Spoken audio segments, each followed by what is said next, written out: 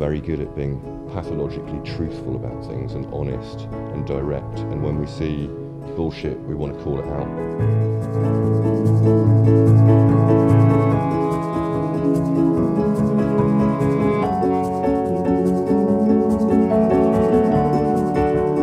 We're awkward bastards, really.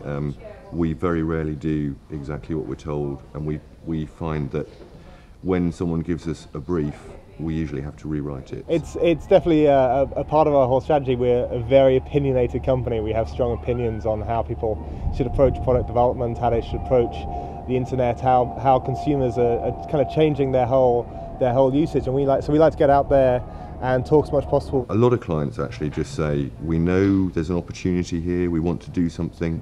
Perhaps we've done some business planning, there's a business case on the table for making a product, but in our thinking there's this proposition-sized hole. We don't know what the thing is, we don't know how it feels to use it or what it is or how to make it. And that's where I think we can be very valuable in helping people do that very quickly and make the right product. And some of us who'd worked together, myself and William and Isaac, used to work at a company in the original kind of .com boom. We decided that there was this huge opportunity to kind of leverage some new stuff that was happening on the internet. Facebook was just coming out of its college years, and we saw the fundamental shift that was going to happen. We love making, and we'd been doing a little bit of work together and decided that actually the best bet at doing more and more of that kind of stuff was to go and set our own place up, which we did on our credit cards. It's very easy, by the way. I would advise everyone to do it. And so the four of us set up off our credit cards.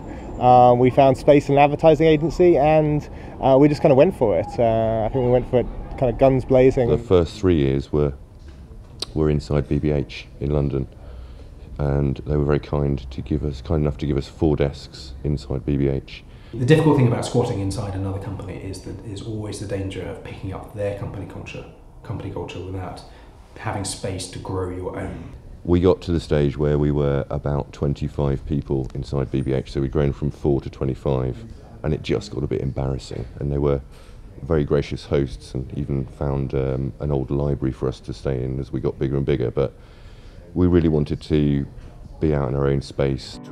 As soon as we walked in here and just saw the space, I mean, we've got 29 people here at the moment, but we've actually got room for maybe 50. We kind of really looked for a place that had a workshop vibe, had a very kind of maker space attitude towards it, and we were really lucky to find this fantastic wharf building. And we've got this very beautiful boardroom with a big sliding door.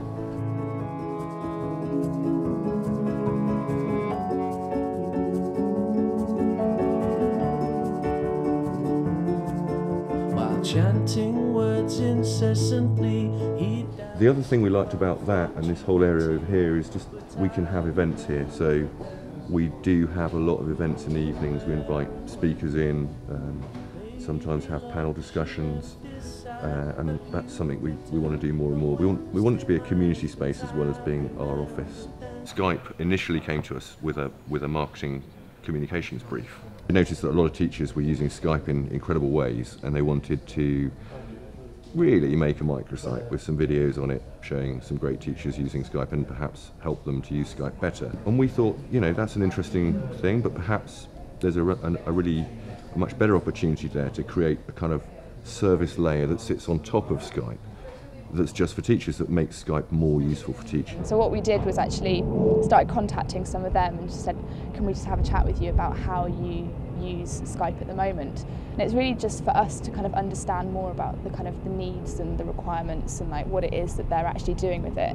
And it's not really about asking people, what would you like Skype to do to help you with this? It's looking at like, okay, well, on the basis of what people are currently doing and where some of the issues are, then that you use that as a kind of jumping off platform to start thinking more like creatively about the stuff that you could do. And we found out very quickly that they didn't want help videos about how to use Skype. They actually wanted to find other teachers who were using Skype and share knowledge with each other. We quite often start by sketching out ideas. It helps us to kind of articulate what a thing could be rather than being quite vague. So if you can actually sketch it out on paper and be like, this is what this thing looks like, it makes it easier for not just your team to understand what it is you're trying to propose, but the client. And also then when you're talking to potential kind of users or customers, you give them something that like concrete, they can be like, well, yes, that looks right, or no, that doesn't actually make sense at all. What are you talking about? Whereas if you talk quite vaguely about, for example, with Skype, it could be, how could we sort of help teachers to connect to each other? That's a very vague thing. But if you show them something, they can be like, okay, well, I understand how that could work, and I could see how I could use that, or I could see, actually, that would be too time consuming for me to do. I wouldn't bother with that. So part of the process was really kind of understanding this community and really building an ecology around them, so that we understood all of the ways in which they wanted to do things and the experiences they had. Talking to users, we actually had an opportunity to start building a really kind of interested beta test community of people that were quite passionate about using Skype in their classroom and were excited to sort of take part in it and give feedback. Using a service called MailChimp, you can basically capture people's email addresses. So we just built a simple page saying, this is a service that will be launched by Skype for Teachers coming in December. If you're interested, it will help you to connect up with other teachers around the world. Sign up here, and we got about 2,000 people signing up within a couple of weeks. And that was literally no marketing, nothing, just using kind of word of mouth, Twitter, reaching out to people, building kind of a Skype in the Classroom Twitter account, building kind of a community around that. We weren't building Facebook, we weren't building Google+, we weren't building LinkedIn. We were building a completely new kind of environment where teachers could have a profile and they could share their experiences and their resources and their understanding of how to use this technology in their classrooms in a way that was completely fresh. And it's technology like that really opens up opportunities for doing completely innovative and exciting new approaches to things like teaching. In this room here, we have people who come from software development backgrounds. They might have run startups. They might be extremely talented software developers in their own right. It's people who have created and made stuff on their own, and it shows their kind of huge potential in making things. But the way we all work here is completely unique, and we actually design a different process for each project based on some kind of core fundamental principles and philosophies that are largely drawn from things like agile software development and the lean startup movement.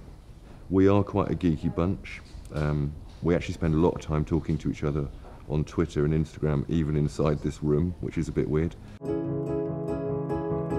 heard he threw it all away. He gambled till his dying day. But I remember when and how it all began.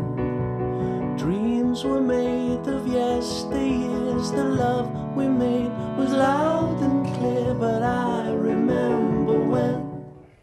The other thing we want to do is build on some of the stuff we've done to build our own products. We built Hologram last year for South by Southwest.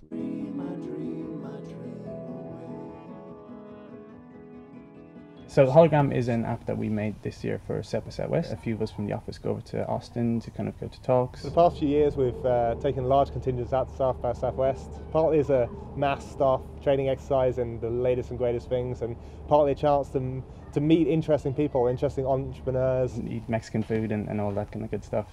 And for the past few years we've been doing homepage takeovers, so we're obsessed with Instagram, so we did one with Instagram. But this year we had a little bit of time and we wanted to do something kind of new and interesting, kind of fun, and quite visible as well. I think one of the interesting things about South by, especially when we go, is the kind of back channel, or the kind of chat bot that's going on behind the scenes is really, really interesting, and we wanted to find a new way to kind of amplify that, kind of make it seen rather than just being on a website. Kind of could we bring it into the real world?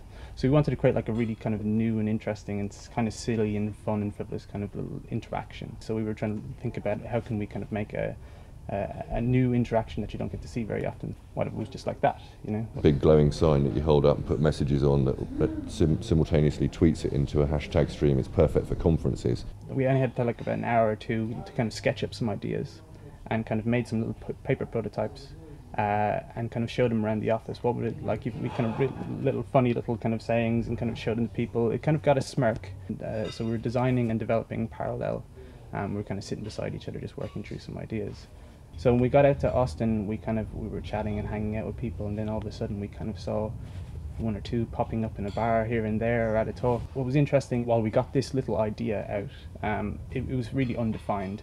I mean, it had some pre-made cards, which were kind of in-jokes for Austin and South by Southwest, But then you could also create your own, and you could also do some scoring. We were kind of just trying to leave a little bit of kind of hackable space inside the app. We were amazed. It's now done over 40,000 downloads as an iPad app, which is like, we just didn't expect that at all. I thought it might do 5.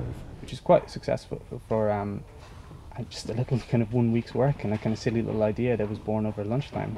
But that hackable space is the really interesting thing about it. A couple of months after South by, we hadn't got around to making a second release, and we got a really, really beautiful little email from a group of teachers in Australia, and they had organised a conference talking about how technology can be used in teaching, and they'd flagged up Hologram as an app that they were using to kind of help teach deaf children.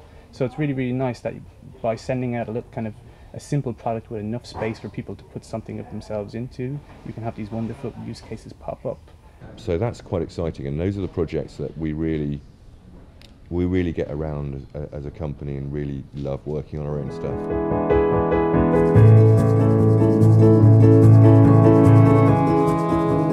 The best way to design a product or a service is to start by adding on layers of information. The very first layer is to start with a sketch.